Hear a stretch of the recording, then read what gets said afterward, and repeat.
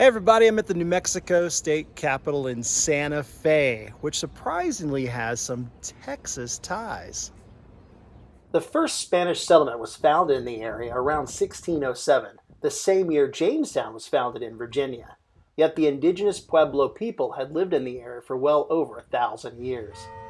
The Spanish established missions along the Rio Grande to spread Catholicism, much like they would later do in Texas.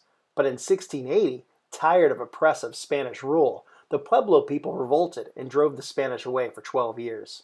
Eventually, the Spanish returned with a more benevolent attitude, and New Mexico was ruled by Spain until Mexico won its independence in 1821.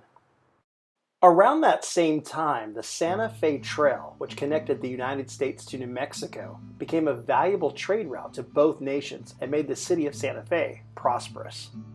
Then the trouble started. American and Tejano settlers in Texas revolted and declared their independence from Mexico in 1836. Soon after, at the Battle of San Jacinto, the upstart Texans defeated the Mexican army and captured the dictator and president of Mexico, Antonio Lopez de Santa Anna. To spare his life, Santa Anna soon signed the treaties at Velasco, which not only acknowledged the independence of Texas, but also made Texas a lot bigger. So according to the treaties of Velasco signed by Santa Anna, the Rio Grande should separate Texas from Mexico. The Nueces River was traditionally the southern and western border of Texas. The treaties of Velasco now expanded Texas to the Rocky Mountains. Mexican cities like Laredo, El Paso, and Santa Fe were now supposed to be under the control of the new Republic of Texas.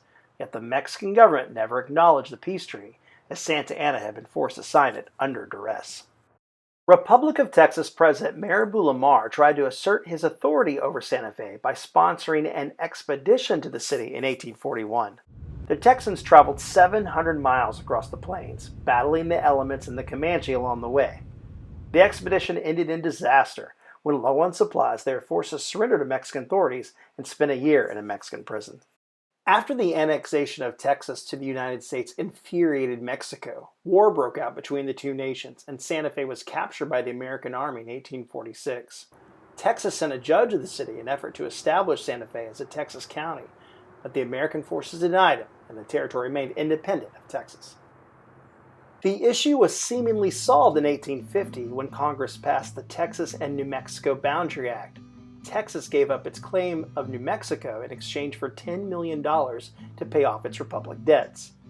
Yet after the Civil War broke out and Texas seceded to the Confederacy, Texas troops once again marched towards Santa Fe. After success at the Battle of Valverde, Texans finally captured Santa Fe in March of 1862. Their celebration was short-lived, however, as they were defeated by Union forces at the Battle of Glorieta Pass soon afterwards.